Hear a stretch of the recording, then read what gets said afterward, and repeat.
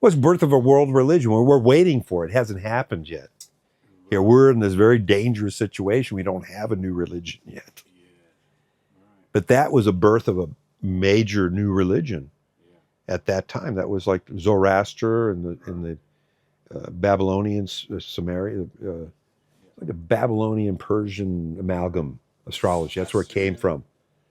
You know, they're those people. That's later. Yeah. Right. But astrology was born Yeah. out of the Sumerian, Babylonian, Persian matrix. And the Persian, that's when Zoroaster was a Persian, and he's considered the architect of astrotheology, or the zodiac and all that system. Astrology is a religion and a tool of self-knowledge. It's like a mirror. And when you study astrology, you're looking at yourself all the time. And then you start working with others. And I mean, still finding out what kind of question I'm trying to ask you. It's like you knowing the mechanics or the working. You've been in astrology for 50 years, this lifetime. Yes.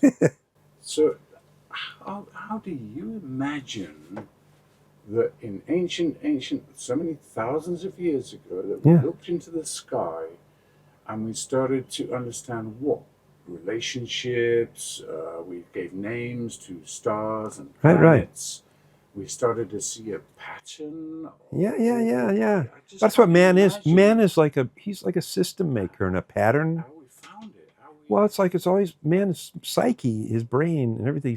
He's always looking for patterns. He's looking for, it's like a meaning too, looking for meaning, so these are like, and man comes from the stars.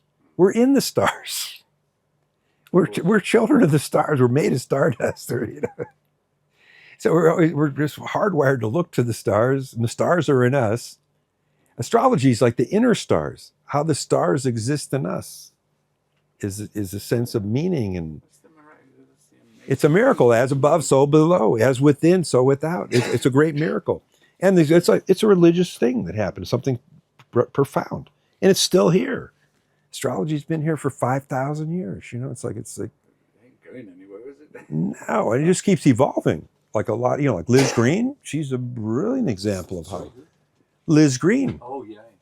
She's a brilliant example of how astrology, like quantum leaps of development in the 20th century and 21st century, and all and it was Jung mingling with astrology, the fusion of Jung, and they're all like, another one, Stephen Arario. He was a transpersonal psychologist, and so the best astrology is psychological, and it always was psychological. It wasn't thought of that way. It wasn't the word they used, but it's the loam it comes out of. And the archetype, seeing the deity, and always the planets have always been associated with gods. The days of the week, the different pantheons, like in India too. Each day is a deity. Same with the Greeks, exact same thing. Same with the Egyptians. Each of the planets are deities. They're part of a family of that particular pantheon of the Egyptian pantheon of gods, the Greek pantheon of gods, the Vedic pantheon of the gods, the Mayan pantheon of the gods. So it's like spirit. It's like when astrology shows up. That's like a high spiritual form that a civilization does. It's not just and it's a really blossoming civilization, like Greeks, the Egyptians, the Maya, the Babylonian, the Hindus. It's like that's the Chinese. It's like it's a knowledge of light and the stars and study of consciousness. It's the outer mirror, again, to that as above, so below, as within, so without. So the inner, the man he sees the patterns, he recognizes. It's remembrance is what it is. You're remembering God. You remember where you came from. You're staring in the face of eternity. Compared to your life here, you're like this insect on the planet. It's like, and so it's that sense of awe, looking up to the tremendum, and astrology is born in that. And it's like, and Zoroaster, that whole collision between light and dark, is all part of that. The same thing with the Mahabharata. The Mahabharata is filled with astrological references.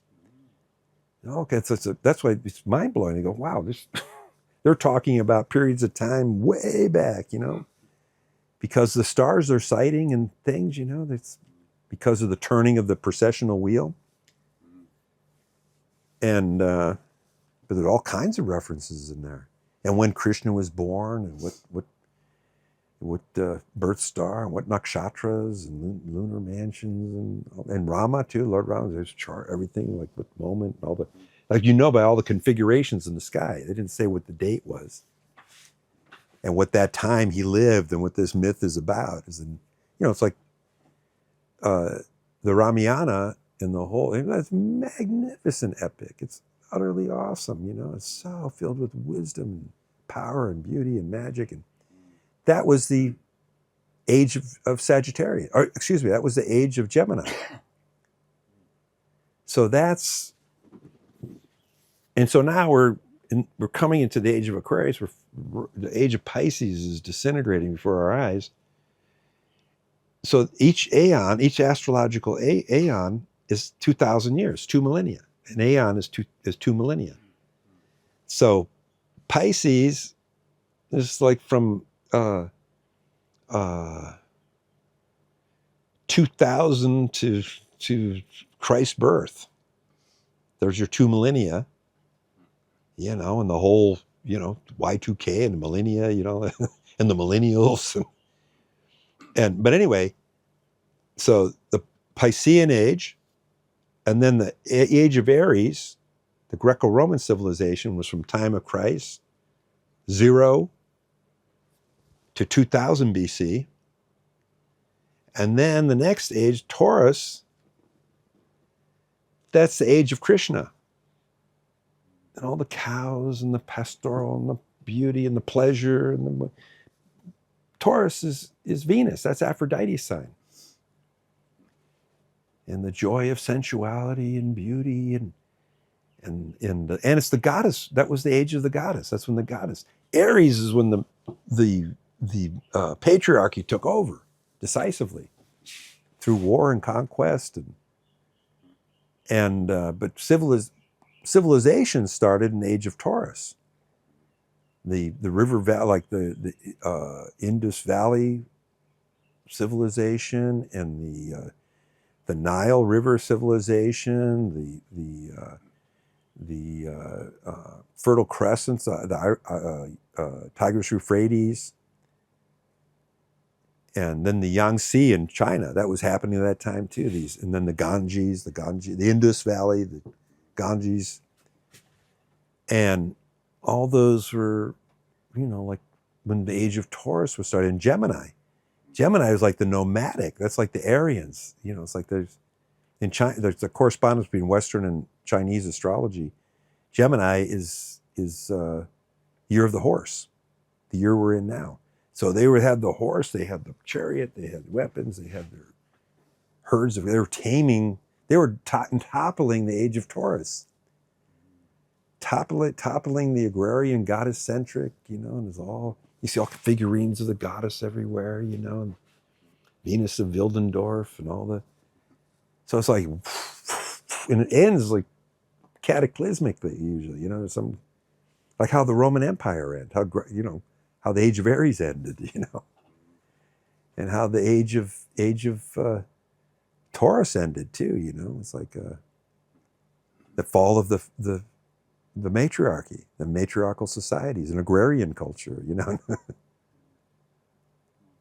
So that's what Krishna says too. I come to give birth to a new religion because the old one's dead. That's why some people are so ill and things. So the religion has died for them. They have no living connection to the divine, to the self. They don't have a conduit. The ego self axis isn't working. It's been snipped, the cable's snipped, or just gummed up. Dis-ease and disconnect. Disaster too. That word too, that's fascinating. Dis is another name for Pluto, the god. And it means, it means the opposite of, and the reversal of. Right. Evil's like the reversal too, like that. But astra means star. So it means going against the stars, going against the will of heaven. That's what it means, a disaster, going against the will of heaven, going against the law of the stars.